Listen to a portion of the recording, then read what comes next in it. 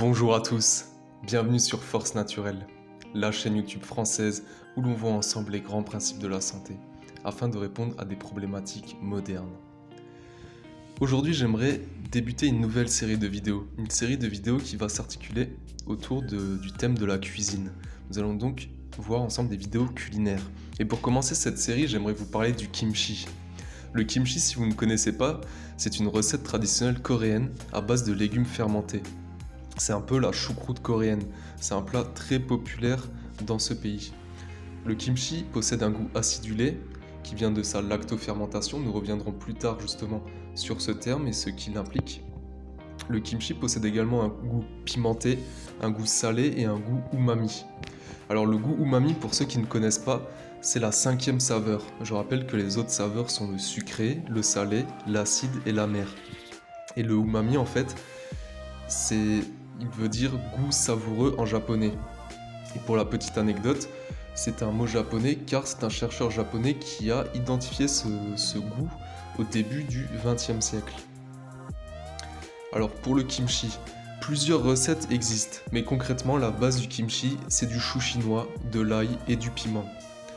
Et ensuite on va en fait ajouter à cela d'autres légumes et épices comme la carotte, le radis, l'oignon, le poireau, le gingembre par exemple.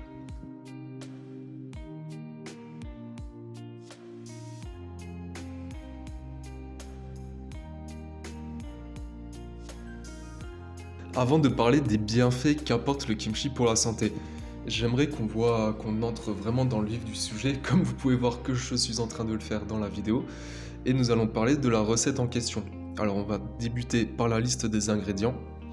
J'ai ici pris 2 choux chinois, 2 carottes, environ 100 g de radis, 2 gousses d'ail, un peu de gingembre, environ 15 g, environ 15 g de piment, 10 à 15 g de sel et à peu près 10 centilitres de sauce soja. Donc comme je l'ai dit tout à l'heure, on peut ajouter d'autres ingrédients. J'ai ici voulu rester simple et j'ai pris ce que j'avais dans la cuisine. Je n'ai pas voulu faire compliqué en allant faire des courses. J'ai plutôt pris ce que j'avais dans la cuisine parce que c'est aussi ça la cuisine, c'est inventer, créer avec ce que l'on a sous la main.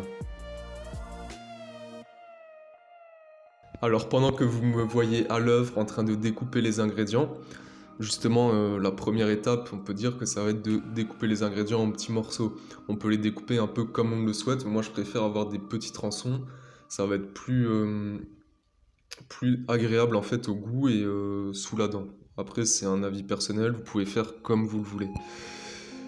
Donc justement pendant que je suis en train de découper les ingrédients, on peut parler un peu du principe de la lactofermentation.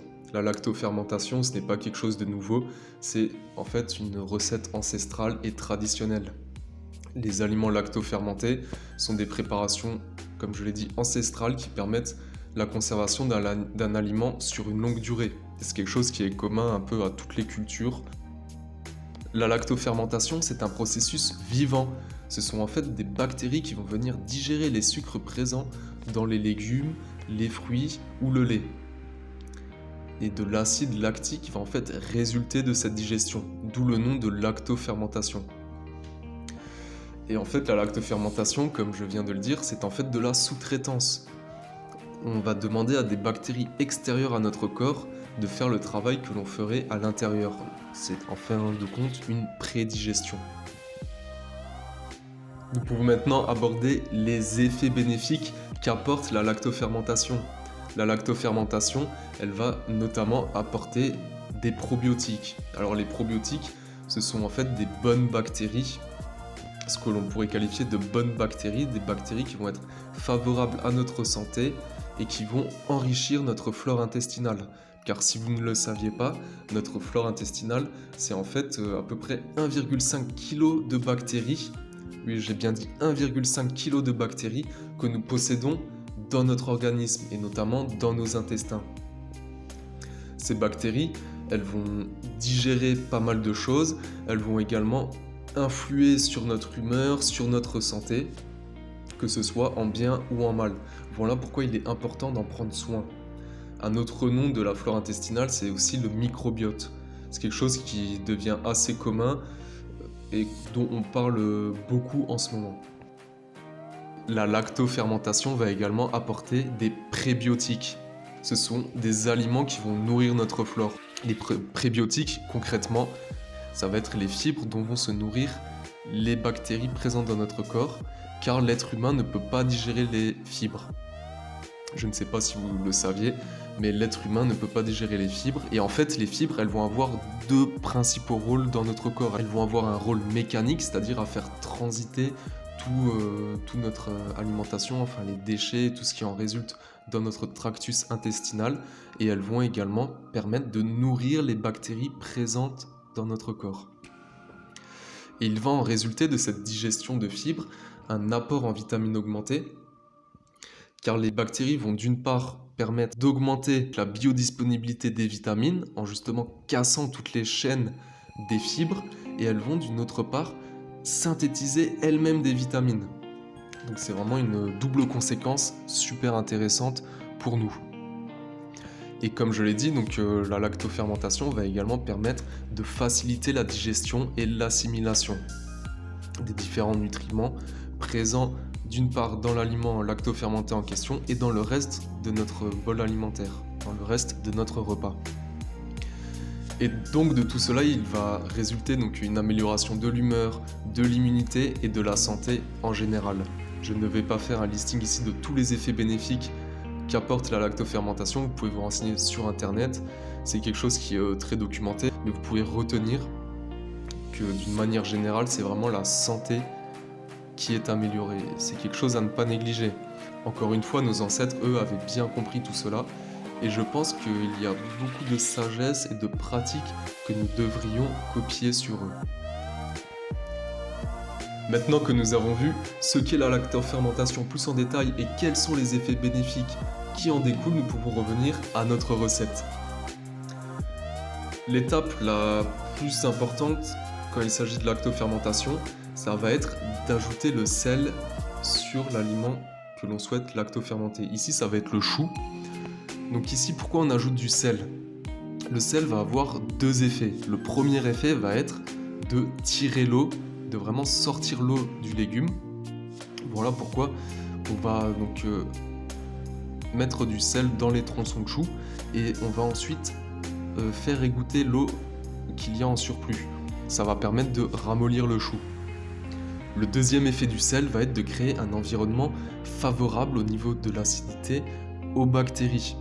On va gérer en fait l'équilibre acido-basique pour pouvoir permettre une prolifération des bactéries que l'on recherche. Car ces bactéries, si on a parlé avant de bonnes bactéries, il faut justement créer un équilibre, créer un milieu qui leur est favorable. Alors une fois que l'on a égoutter le chou et relâché son eau, on va couper finement ail, carottes, oignons et radis. Et on va mélanger tout cela avec le piment et la sauce soja afin d'obtenir une sorte de pâte. Donc faites attention avec le piment. D'ailleurs pour le piment, on peut prendre du piment coréen, normalement c'est ce qu'il y a dans la recette. Moi j'ai pris du piment de Cayenne parce que c'est tout ce que j'avais. Ça marche aussi. Et justement faites attention avec le piment de ne pas vous piquer, parce que vous allez voir que ça chauffe bien le visage. Vous pouvez voir ici que je continue à égoutter le chou, je le presse bien pour faire sortir l'eau. Il suffit de répéter cette opération durant 30 minutes. On va en fait revenir plusieurs fois, 3-4 fois durant 30 minutes. Donc à peu près toutes les 10 minutes pour pouvoir presser le chou, sortir l'eau et l'égoutter. Une fois ces 30 minutes de passé, nous avons égoutté le chou, vous pouvez voir qu'il est bien ramolli, nous avons créé notre pâte et maintenant nous allons prendre un bocal que nous avons préalablement ébouillanté, donc on a passé de l'eau bouillante dessus afin de vraiment créer un environnement stérile. Et nous allons maintenant alterner les couches de chou et de pâte, comme vous pouvez le voir sur la vidéo. Une chose que je ne vous ai pas dite et que je tiens à préciser est également de ne pas rincer le chou. Alors il faut voir s'il n'y a pas beaucoup de terre dessus, mais en principe quand on l'achète, il est assez propre. Si vous prenez un chou du jardin, comme je l'ai déjà fait personnellement, pas dans cette vidéo, mais je l'ai déjà fait avec un chou chinois que ma maman a d'ailleurs cultivé. Faites attention à ce qu'il n'y ait pas trop de terre, mais ne le rincez pas. En fait, on ne le rince pas pour pouvoir garder déjà les bonnes bactéries qu'il y a dessus. et on va ensuite les faire proliférer avec le sel dont je vous ai parlé précédemment. Vous pouvez voir sur la vidéo qu'on alterne les couches, toujours une couche de chou, une couche de pâte, et on presse bien à chaque fois. Il me reste du surplus, alors je fais un autre pot, un autre bocal. Autre chose que j'aimerais vous préciser, c'est une fois que vos pots seront réalisés, que vous aurez fait votre kimchi, il va falloir revenir tous les jours. Je vous conseille 2 fois par jour, matin et soir, d'ouvrir votre bocal. Vous allez voir qu'il y a de la fermentation qui va être opérée. Donc ça va se traduire par des bulles et une pression en fait.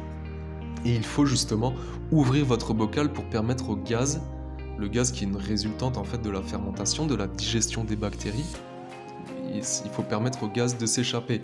Sinon vous allez vite voir que votre pot va littéralement exploser et puis vous aurez du kimchi partout. Mais voilà, il suffit de ouvrir votre pot matin et soir, à peu près durant une semaine. Au bout d'une semaine, votre fermentation sera faite et le kimchi sera prêt à être dégusté.